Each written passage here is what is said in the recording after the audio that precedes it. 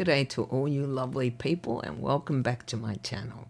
Today I am going to talk about this, The Wastelands, Book 3 in the Dark Tower series by Stephen King. I'm running a bit behind, but I'm hoping in the next few months that I'm going to catch up with all the reviews on this series. Anyway, this is my Viking edition. It's lovely. I absolutely love the cover. It's so cool, isn't it? And it's got some really cool artwork. I like the artwork in this one much more than in book 2. I can't remember who actually did the artwork, but if I recall, I'll put it on the screen for you guys. Now, this review is going to contain spoilers. We are now into the 3rd book, and I think if you are watching these videos, hopefully you have read the previous books. I'm going to be talking about spoilers from those books as well as spoilers in book 3 itself, The Wastelands. Okay, so when we start off, we have Roland, Susannah and Eddie on their journey. They have now formed a quartet. And some of these terms which have been referred to in previous books are actually explained in this one. We are given a lot more information about what the Dark Tower is, how important it is, and what it means to be a quartet, which is central to this story. However, even as Roland is training Eddie and Susannah to become gunslingers, he is being driven mad by this split in his mind between 2 different timelines, 2 different storylines. In one, Jake, the young boy that we met in book 1, dies. In another, he survives, and he cannot reconcile these 2 storylines. So it's driving him crazy, basically. The exact same thing is happening to Jake, and we do get to see Jake's perspective of that. I actually find that quite fascinating. How would somebody cope having 2 completely conflicting memories of events? I think it would drive you crazy, actually. So as Eddie, Susannah and Roland are proceeding into this land following the path of the beam, Roland is slowly losing his mind. As our quartet travels through this land, it becomes obvious that at some point this world was much more technologically advanced than we would have guessed. Because up to now, it seems to be like, say, the 1800s Western frontier. There doesn't seem to be anything technological like vehicles, let alone machines or robots or things like that. As Roland has said many times, the world has moved on, which means that there has been a breakdown in that technology. And time itself isn't quite as linear as it would be in our world. I really loved this juxtaposition between a technologically advanced society and what we see in the books themselves. It makes it clear that whatever has occurred to this world, moving on as such, has led to catastrophic changes that has changed the entire landscape of this world. It makes it even more mysterious. How did they get from such advances as robots to this world that we are seeing in the books? But one of the things I really loved about Wastelands is it does show the connection between the different worlds. It shows you how the Dark Tower is a nexus, a center point that connects many worlds, it seems, perhaps more than just Roland's world and our world. How that actually works, how the Dark Tower works, we're not entirely clear on. All we know, based on what Roland is telling us, is that the Dark Tower is failing. And if it is a nexus, what does that mean? What will be the result of such a failure? Personally, one of my favorite things is watching our quartet traveling through this land, seeing how it has changed, meeting more people, because up to now there haven't been many people that we've run across, just a few, and also seeing how they perceive our quartet, especially Roland. There is this wonderful section in the book where our group meet some elderly people who are hiding from, I can't recall the names now because I read this a couple of months ago. I just haven't got around to recording this video. But there are people like pubes and I can't recall what the other term is, who basically are raiders, you can argue, and who have forced these elderly people to hide how they survive in this world. I actually found them tragic and so heartbreaking, because you realize that once they die, this small civilization is going to die. It's quite sad, actually. And their attitude towards Roland, the respect they showed him, the deference, it made it clear to me the role of a gunslinger in this land, that it is more than just a killer, that he is considered like a knight who fights for those who are weaker than himself. That view of Roland is then sharply contrasted with what we have seen in the books up to now. You would be forgiven for thinking that Roland is just a killer who is single-minded about getting to the Dark Tower and doesn't care who he sacrifices to get there. But just the attitude of these elderly towards Roland shows that gunslingers are so much more than we would have thought up to now. It's one of my favorite scenes in this book, I have to admit, and there are a lot of favorites in this one. We also spend a fair bit of time with Jake in New York City, having survived this push that would have killed him, the push by Mort, the character we met in the second book, and how he is also losing his mind. I really loved that essay he wrote for his teacher, and I loved that the teacher thought it was magnificent. Yeah, I'm not so sure about that myself, but regardless, it was one of my favorite things relating to Jake. And obviously, he has some intuition about Roland's world and his world, that he is drawn to certain places. And I love that he actually met Eddie as a young man. That was so cool, actually, to see what Eddie was like prior to his falling into drugs. I mean, Eddie as a character now is so much more different to who we met in the second book. But you wonder, what would Eddie have done with his life if not for his brother? That horrible, horrible leech of a brother. Yeah. And obviously this world has some mysticism to it, some knowledge beyond what we're used to, in that Eddie knew, or there is some guiding force, I should say, that is helping our quartet.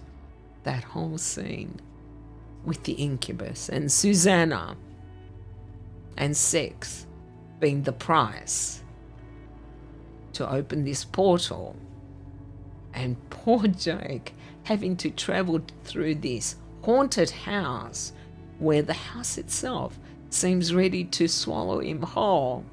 That was so well done. That is, I think, classic horror king, where he makes you feel like, oh my God, yeah, is he going to survive? Is he going to lose a limb or a hand, or is he going to die? Because King is never predictable. You don't know who is going to live, who is going to die. Even major characters can die in his books. I loved that scene so much, and I so loved that Roland went in after Jake and swore he would never, ever drop him again. Oh, yeah, I had a few tears as I was reading that because I love these characters so much. And part of that is because I have read this series before. But it's also just how good King is at writing characters who you become attached to. For me, Roland is definitely my favourite, but I also adore Jake and Eddie. I'd say Susannah is the one I am not as attached to at this point anyway, in the books.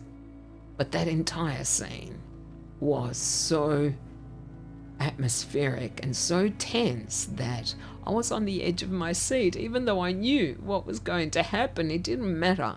King writes tension so well that I couldn't help but just want to continue reading to get over that part. Then of course we get to the city with Blaine and the TikTok man.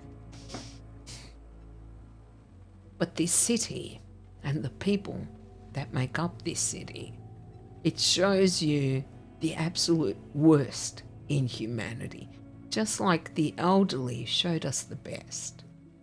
But this is also a reflection of life, that if you allow yourself, you can become, I don't even want to call them animals, because I think animals are much less destructive and cruel than humans are.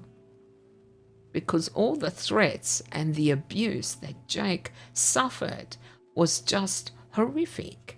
He's just a young boy. It seems that all these people in this city are insane, you think, anyway, or completely lacking in any humanity. It's like all of that has been burnt out of them, and all that's left is selfishness and cruelty. So as Jake is being dragged to the TikTok man, Susannah and Eddie are facing those ridiculous people who are sacrificing one of their own based on when these drums go. You have to wonder, how insane are these people that they would sacrifice friends, perhaps even family, for what? Because a drum goes? That was one of the most horrific revelations in this book, that it's not some other group doing it. They're doing it to their own. I think it's just another illustration of how this world has deteriorated, how Roland's world, has fallen into utter chaos, utter insanity. And this TikTok man, I found him actually a little anticlimactic this time around. I don't know why. I found this character who was dragging Jake to meet him more threatening than the TikTok man. He was just insane, really, and was very powerful. That's all he had going for him. I just didn't find him scary at all. Just insane. But then they were all insane, weren't they? I loved that it was Oi. Oh, and I have to mention Oi, don't I? Yeah. As a huge, huge animal lover, I loved Oi from the very beginning. He is one of my favorite characters in this series, because he's so affectionate and so loyal to Jake in particular.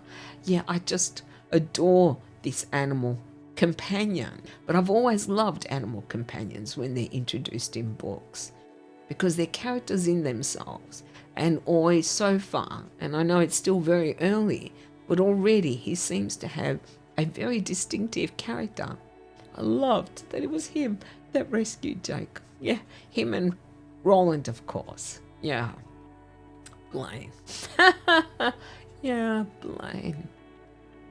Obviously, these trains are sentient. For, the name escapes me. The female train that committed suicide. And I love the connection to the book that Jake found, which, yeah, even I, looking at the photos of all the kids hanging out of this train, thought that they looked scared rather than exhilarated at being on this train. But I love that connection between this book and Blaine itself. It made it clear that the two worlds, our world and Roland's world, have interconnected in the past and are continuing to interconnect. I thought Susannah and Eddie did so well to get past Blaine to begin with, but it was when Roland got up and made that speech to Blaine, basically said, no, we will not be doing what you want. Yeah, I absolutely loved that. That, I think, just epitomizes who Roland was in the past and who he is now. That yes, he might be tired, he might be older, he might be more cynical, but there is a reason why he is the last gunslinger. There is a reason, and it is his character, his personality. Yeah, that was definitely one of my favorite scenes.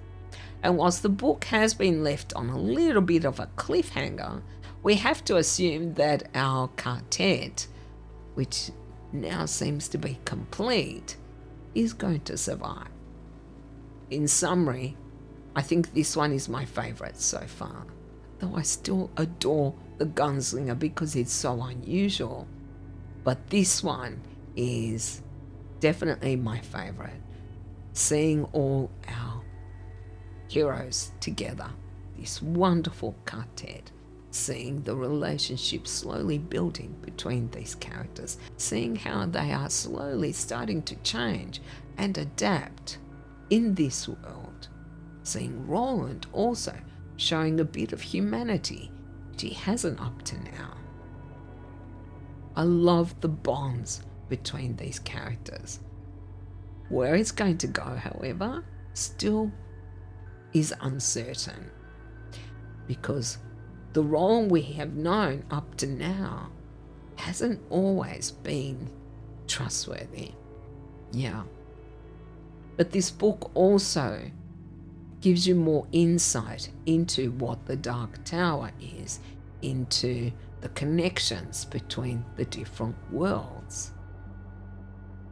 It gives you insight into Roland's history, into who he was in the past, what it meant to be a gunslinger. The Wastelands is, I think, an excellent book, and this for me is where the series really starts to take off, where I'm starting to understand what the stakes are, what this world is like, who Roland is, what his history is, and how it has shaped him become the man we know in these books. And of course, it makes you intensely curious to continue the series to find out what's going to happen next. Well, that's all I have for you guys today. Now, of course, I want to hear what your thoughts are on The Wastelands and what you thought of my review. Have I left something out? I probably have, because I read this several months ago now, and I just haven't got around to recording a video. But hopefully I've covered most of the important things, and if I haven't, remind me and we can discuss it in the comments. Thank you all very much for watching. I truly do appreciate it. If you like this video, you know what to do, right? You can like, comment and subscribe if you haven't already. I hope you all have a beautiful day, and I'll see you next time. Bye.